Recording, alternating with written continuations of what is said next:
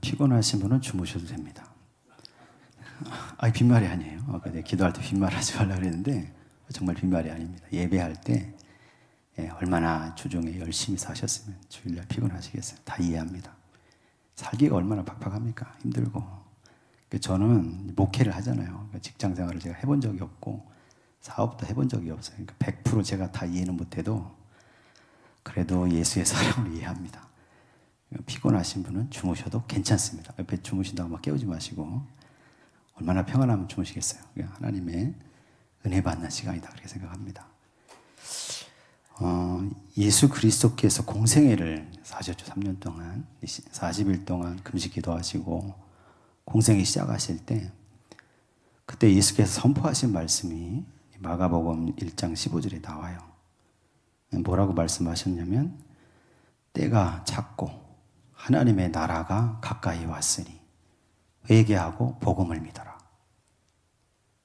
예수께서 그 공생애를 통해서 가르치신 것 여러 가지 많은 말씀들을 하셨지만 예수께서 공생애 동안 가르치신 주제는 하나님의 나라입니다. 하나님의 나라. 그러니까 저와 여러분이 신앙생활 하면서 하나님의 나라를 발견하고 참여하고 누리지 못하면 그 하나님의 나라를 소유하지 못하면 사실 제대로 신앙생활한 게 아니에요. 예수께서는 그렇게 마가복음에 막 선포하시고 그 다음에 그 공생애를 통해서 여러 가지 비유로 하나님 나라를 설명하셨죠. 특별히 마태복음을 보면 마태복음 13장에 보면 7가지 비유를 막 연달아서 말씀하십니다. 그 말씀을 보면 그 7가지 비유 중에 씨 뿌리는 자의 비유가 있죠. 4가지 땅에 떨어진 씨앗. 하나님의 말씀이 떨어져서 좋은 땅 같은 마음에 30배, 60배, 100배의 결실을 맺는다. 그리고 곡식과 가라지의 비유도 말씀하셨죠. 또 하나님의 나라를 예수님께서 설명하실 때 겨자씨, 누룩과 같다. 이게 말씀하시면서 설명하셨습니다. 또 하나님 나라 말씀하시면서 밭에 감추인 보화를 캐낸 사람, 그 사람이 기쁨과 같다. 또 값진 진주를 구하는 상인이 세상에 가장 좋은 진주를 발견했을 때 그 기쁨, 그걸로 하나님의 나라를 표현하셨습니다. 그리고 그물 비유도 말씀하셨어요. 그물 비유. 그물을 치고 고기를 잡았는데 그 중에 안 좋은 건 다 걸로 다 버리고 좋은 것만 가져간다는 거죠. 그래서 하나님의 나라의 사정을 7가지 비유로 마태복음 13장에 말씀하셨고 또 마태복음 22장을 가니까 거기서는 한 임금의 아들의 혼인잔치로 하나님 나라를 비유하셨어요. 그래서 그 잔치에 다 초청을 받아서 왔지만 임금이 준비한 예복을 입지 않은 사람은 다시 쫓겨납니다. 그 예복을 입어야 된다는 거예요. 하나님의 나라. 그 예복은 뭡니까? 예수 그리스도죠. 예수 그리스도를 믿는 믿음이 예복입니다. 마태복음 25장을 가니까 거기도 3가지 비유로 하나님 나라 말씀하십니다. 그 첫째가 뭐냐면 열처녀 비유. 여러분 아시죠?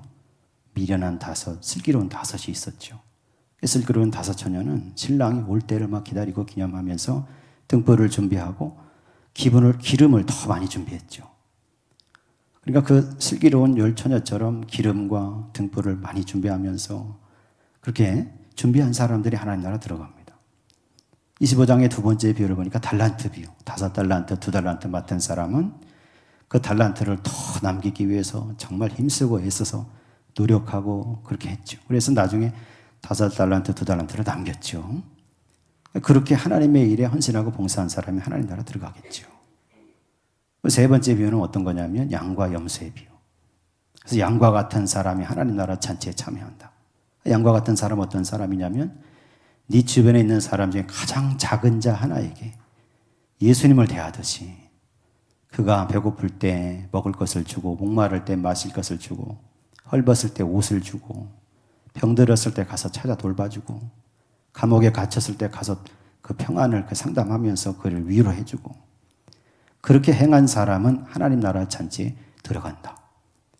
마태복음의 그 말씀들을 통해서 쭉 말씀하셨어요. 그러니까 예수님의 공생의 주제, 가르치신 것은 하나님의 나라입니다. 근데 예수께서 공생애를 통해서만이 아니에요. 여러분 십자가에 돌아가시고 사흘 만에 예수께서 부활하셨는데 부활하시고 승천하실 때까지 40일입니다. 그 40일 동안 제자들에게 믿는 사람들에게 나타나셔서 보여주셨어요. 예수님이. 근데 사도행전 1장 3절을 보니까 그 40일 동안 제자들을 만나서 부활하신 예수님께서 뭘 얘기하셨냐면 하나님 나라의 일들을 말씀하셨다 이렇게 돼 있습니다. 그러니까 예수님은 일관되게 공생애를 통해서 처음에 시작할 때부터 하나님 나라가 때가 차서 가까이 왔다. 회개하고 복음을 믿어라. 공생애를 통해서 여러 가지 비유로 하나님 나라의 사정들을 다 얘기하시고 부활하신 다음에도 승천하시기 전까지, 승천하신 그날까지 하나님 나라를, 그 나라의 일들을 제자들에게 말씀하셨다는 사실입니다. 그러니까 저와 여러분이 이 하나님 나라에 집중해야 됩니다. 때문에 우리가 성경을 읽다 보면 이 두 가지 표현이 있죠. 천국이라는 표현이 있고 하나님의 나라라는 표현이 있습니다. 성경에 보면 그렇게 나옵니다. 그런데 이 천국이란 말은, 천국이란 표현은 어디서 어떻게 시작이 되냐면 사실은 마태를 통해서입니다. 마태복음에 하나님 나라를 천국이라고 계속 얘기해요. 천국은 이러면서 마태가. 그건 다 이유가 있어요. 마태는 복음서를 왜 썼냐면 유대인들을 향해 썼어요. 마태가 유대인이니까 자기가 제자로 섬겼던 예수 그리스도의 그 모든 일들에 대해서 자기가 증언하는데 같은 동족인 유대 사람들을 향해서 그 예수님을 증언했습니다. 그런데 유대 사람들은 어떻습니까? 하나님의 이름 부르는 것을 두려워하잖아요. 내 이름을 망령되이 읽지 말라. 하나님 명령하셨으니까 유대인들은 하나님 이름 쓰는 것 자체, 그 이름을 읽는 것 자체도 두려워합니다. 그러니까 마태는 그래서 하나님의 나라라고 써야 되는데 하나님 대신에 하늘을 집어넣은 겁니다. 거기다가. 그래서 헬라어 원문을 딱 보니까 마태는 이렇게 얘기했어요. 바실레이아 스톤 우라논 이렇게 얘기했어요. 바실레이아는 왕국이란 뜻입니다. 톤 우라논. 우라논은 무슨 뜻이냐면 하늘이란 뜻이에요. 하늘. 그러니까 하늘의 나라. 우리나라 말로 해석하니까 천국이 된 겁니다. 그게. 근데 마가나 또는 누가복음에 기록된 이 말씀을 보면 천국이라는 단어 대신에 하나님의 나라라고 표현합니다. 직접 하나님을 지명하죠. 그 이름을 거명하는 겁니다. 이 사람들은 유대인이 아니라 이방인들, 헬라인들을 염두에 두고 복음서를 썼어요. 그러니까 굳이 하늘로 표현할 이유가 없었던 겁니다. 하나님의 나라는, 그러면서 하나님의 나라, 특별히 그 당시에 이방인들, 헬라 사람들은 다 로마 제국의 지배 아래 있었잖아요. 그러니까 나라의 지배를 받는 그런 상태에 있었기 때문에 그 개념에 친숙합니다. 그래서 하나님의 나라라고 표현한 거예요.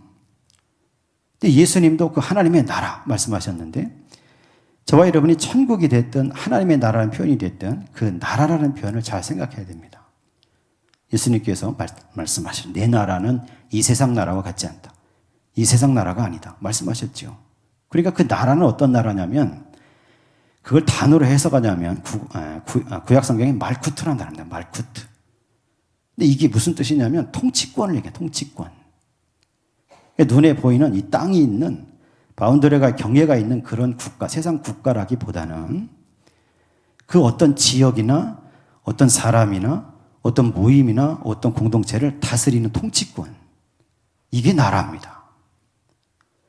그러니까 예수님께서 하나님의 나라 표현해서 그 무슨 뜻이냐면 하나님의 통치권, 하나님의 다스리심, 하나님의 나라가 이루어졌다, 하나님의 나라가 가까이 왔다 그 얘기는 하나님의 통치권과 하나님의 다스리심이 이루어졌다는 거예요. 하나님의 다스리심이 지금 이곳에 가까이 있다는 겁니다. 오늘 말씀도 그거예요. 누가복음 11장 20절 딱 한 절 읽었는데 이 말씀을 지금 예수께서 왜 하시냐면 예수님께서 어떤 사람이 귀신이 들렸는데 그 귀신 때문에 말을 못하는 겁니다. 말을 못하고 힘든 거예요. 그래서 그 사람을 불러서 그 사람을 예수께서 막 치유하셨어요. 귀신을 다 쫓아냈죠. 근데 그걸 지켜보던 사람들이 그들 중에 어떤 사람들, 특별히 바리새인들은 그걸 보면서 하나님이 성령의 역사로 하나님의 역사로 한 것이 아니라 바알세불, 귀신의 왕의 힘을 입어서 예수께서 귀신을 쫓아냈다고 얘기한 겁니다. 그러면서 예수님께 계속 요구해. 표적을 보여라. 하늘로부터 오는 표적을 보여라. 바리새인들이 하늘로부터 오는 표적이라고 얘기할 때 그 표적은 어떤 거냐면 하늘에서 불이 떨어지는 거예요. 구체적으로 그걸 얘기하는 겁니다. 구약의 엘리야 선지자가 그렇게 했잖아요. 갈멜산에서 막 기도할 때 하늘에서 불이 떨어지고 제단을 막 살랐잖아요. 바리새인들이 예수님이 그 귀신 쫓아내는 그런 거 하지 말고 지금 하늘에서 불이 떨어지게 해라. 그러면 믿겠다는 거예요. 근데 예수께서 그걸 너무 딱 하잖아요. 보면서 이거는 귀신을 쫓아낸 일은 귀신 왕의 힘을 입어서 한 게 아니다. 귀신들이 서로 싸우면 어떻게 자기들 나라가 서겠느냐. 그 얘기를 하시면서 오늘 20절 말씀을 하신 겁니다. 저와 여러분이 이 20절 말씀을 잘 생각하면서 한번 읽어봤으면 좋겠어요. 누가복음 11장 20절 같이 한번 읽겠습니다. 그러나 내가 만일 하나님의 손을 힘입어 귀신을 쫓아낸다면 하나님의 나라가 이미 너희에게 임하였느니라. 아멘. 예수께서 만일이라는 표현을 써서 만일이라는 표현을 쓴 이유는 뭐냐면 거기 지금 있는 사람들을 향해서 하시는 말씀입니다. 너희가 지금 내가 귀신 쫓아낸 것이 귀신의 왕의 힘을 입어서 한 게 아니라 하나님의 손, 하나님의 능력을 힘입어서 된 일이라고 너희가 만일 믿는다면 이 얘기예요. 그렇다면 하나님의 나라가 이미 그 믿는 사람 너희에게 임하였다는 겁니다. 여러분, 저와 여러분이 하나님 나라, 그 나라를 발견하고 참여하고 누리시기를 바랍니다. 근데 많은 사람들이 어떻게 생각하냐면 하나님 나라, 천국 그렇게 얘기하면 죽어서 가는 곳 이렇게 생각한다는 거예요. 아니, 예수님도 그 말씀 하셨어요. 안 하신 게 아니잖아요. 저 천국, 신학적으로는 아직 임하지 않은 오고 있는 미래적인 하나님 나라 이렇게 얘기하는데 하나님의 완전한 통치가 이루어지는 영원한 하나님의 나라, 그 나라가 있다는 거죠.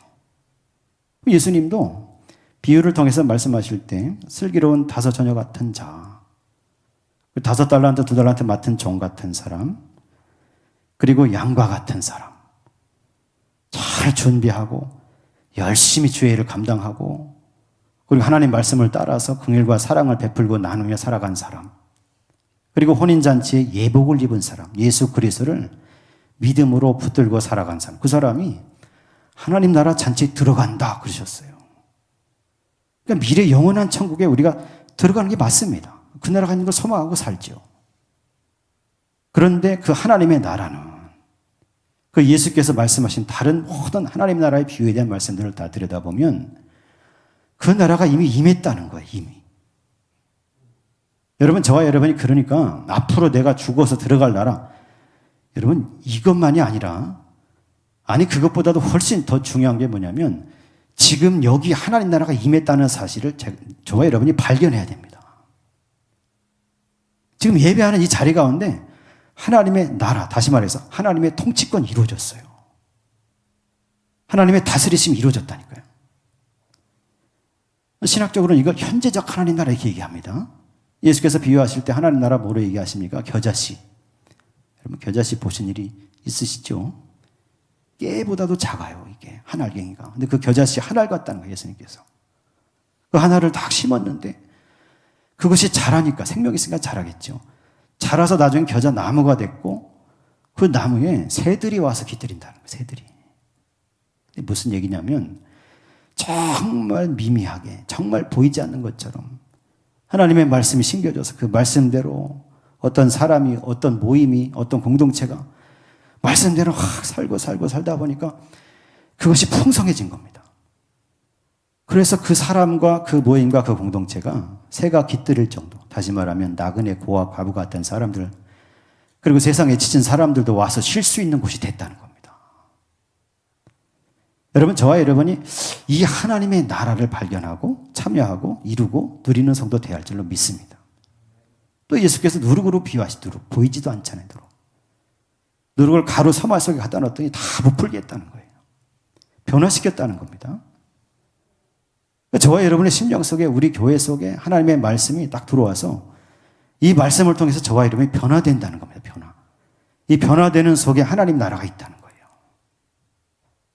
그래서 여러분 누가복음 17장 20절 21절 제가 보니까 거기에 바리새인들이 와서 예수님과 막 논쟁합니다. 논쟁하면서 하나님의 나라가 어느 때 임합니까? 물어봤어요, 예수님께. 그때 예수께서 밝히 말씀하시면서 대답하시는데 하나님의 나라는 눈으로 볼 수 있게 임하는 것이 아니요 또 여기 있다 저기 있다고도 못하리니 하나님의 나라는 너희 안에 있느니라. 이렇게 말씀하셨어요. 이게 무슨 얘기입니까? 지금 와 있다는 거예요. 하나님 나라가. 너희 안에.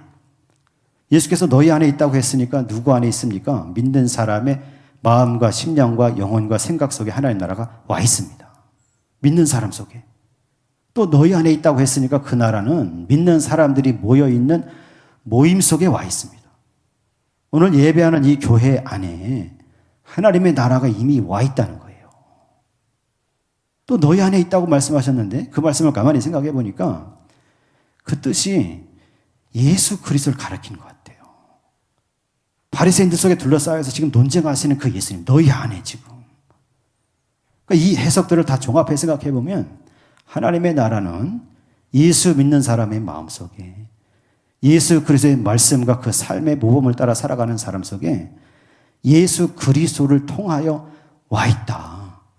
그 사람들이 모여서 이룬 교회 공동체 안에 하나님의 나라가 지금 이루어졌다. 저와 여러분이 이것을 깨닫고 그것을 발견하고 참여하고 누리시기를 바랍니다. 제가 계속해서 반복하죠. 하나님의 나라를 발견하고 참여하고 누려야 한다. 그런 사람이 영원한 천국에 들어갑니다. 근데 하나님 나라를 발견하고 또 참여하고 누리려면 어떻게 해야 됩니까? 그러면 그것도 다 말씀해 놓으셨어요. 요한복음 3장을 보니까 니고데모가 유대인의 관원이었던 니고데모가 밤중 예수님 찾아와서 예수님과 대화하죠. 그때 예수께서 말씀하셔서 하나님의 나라 얘기하시면서 너희가 물과 성령으로 다시 태어나지 않으면 물과 성령으로 거듭나지 않으면 하나님의 나라를 볼 수 없다. 두 번째 얘기하실 때는 물과 성령으로 다시 태어나지 않으면 하나님 나라에 들어갈 수 없다. 전제 조건이 있습니다. 물과 성령으로 다시 태어나야 돼요. 다시 태어나. 여러분, 저와 여러분이 예수 그리스도를 믿음으로 구원받았죠. 제사함을 받고 하나님의 성령의 역사로 저와 여러분이 다 구원받은 성도로 예수를 그리스도로 모셔드린 줄로 믿습니다. 그러면 거듭나야 됩니다. 물과 성령, 물은 세례를 상징하죠. 회개를 상징합니다. 회개해서 제사함을 받았어요. 성령의 역사로 성령의 인도하심을 따라가야 됩니다. 그래서 거듭난 성, 다시 태어난 사람. 그래서 하나님의 나라는 저와 여러분이 물과 성령으로 거듭나서 우리의 심령 속에 이루어진, 우리 교회 속에 이루어진 그 하나님의 손길과 역사를 보고 참여하고 누리는 성도. 그것이 어떻게 됩니까? 이해할 때, 용서할 때, 그리고 사랑할 때, 자비를 베풀고 내 것을 나눌 때, 나보다 연약한 사람 섬겨줄 때, 여러분 그때 하나님의 나라가 드러납니다. 바라기는 저와 여러분이 우리 교회가 우리의 심령과 인생이 물과 성령으로 거듭난 성도로 구원받은 성도로서 이 하나님의 나라를 발견하고 참여하고 누리는 성도들 되시기를 간절히 소망합니다. 그런 사람은 찬송가 438장 내 영혼이 은총 입어 같은 그 찬송을 부르는 사람이에요. 그 찬송에 보니까 내 영혼이 은총 입어 중한 재진 벗고 보니 슬픔 많은 이 세상도 천국으로 화도다. 주의 얼굴 뵙기 전에 멀리 배던 하늘나라 내 맘속에 이루어지니 날로 날로 가깝도다. 높은 산이 거친 들이 초막이나 궁궐이나 내 주 예수 모신 곳이 그 어디나 하늘나라. 할렐루야 찬양하세 내 모든 죄 사함받고 주 예수와 동행하니 그 어디나 하늘나라. 아멘. 저와 여러분이 예수 그리스도를 모시고 물과 성령으로 거듭난 성도가 되셔서 내가 이해하고 용서하고 사랑하고 자비를 베풀고 내 걸로 나눠주고 섬겨주는 그런 성도가 될 때 우리 안에 임한, 내 안에 임한 하나님의 나라를 발견하고 참여하고 누리는 성도가 될 줄로 믿습니다. 거듭난다는 게 무슨 뜻입니까? 이걸 잘 알아야 됩니다. 막 성령을 받아 대단한 은사를 가지고, 물론 그것도 있겠죠. 그보다 더 중요한 게 뭡니까? 거듭난다는 얘기는 내가 내 성질대로 살지 않는다는 거예요. 내 욕심이 최우선이 아니라는 겁니다. 내가 신앙생활을 하면서 내 성격대로 살지 않는다는 겁니다. 그럼 누구의 성격대로 삽니까? 예수님의 성품을 닮아 산다는 거예요. 예수 그리스도처럼 이해하고 섬겨주고 용서하고 자비를 베풀고 그런 모습이 될 때, 거듭난 성도가 될 때, 그때 하나님 나라가 드러난다는 겁니다. 내 속에서 드러나고 나와 함께 모인 이 교회 가운데 드러난다는 거죠. 저와 여러분이 이 예수님 말씀을 잘 기억하시기를 바랍니다. 내가 예수께서 하나님 손을 힘입어 귀신을 쫓아냈다면 하나님의 나라가 이미 너희에게 임하였느니라. 귀신이 쫓겨난 사람 속에 하나님 다스림이 이루어졌죠. 그 사람과 함께 살아가는 사람들의 모임 속에 하나님의 다스리심이 이루어졌습니다. 오늘 저와 여러분이 예배하면서 그 사실을 기억하시고 우리도 이미 와 있는 하나님의 나라 다른 데 찾을 게 아니라 내일 아니면 내가 죽고 나서 물론 그 나라도 가야겠지만 그게 아니라 지금 와 있는 하나님의 나라 내 성질이 내 성격이 성령으로 다듬어지고 다스려져서 예수님처럼 성품을 가지고 살아갔더니 내 속에 드러나는 하나님의 나라, 내 가정에 드러나는 하나님 나라, 우리 교회 가운데 드러나는 그 하나님의 나라를 발견하시고 참여하시고 또 누리는, 그래서 하나님 평화가 충만한 저와 여러분 인생과 삶이 되시기를 예수 그리스도의 이름으로 간절히 축원합니다.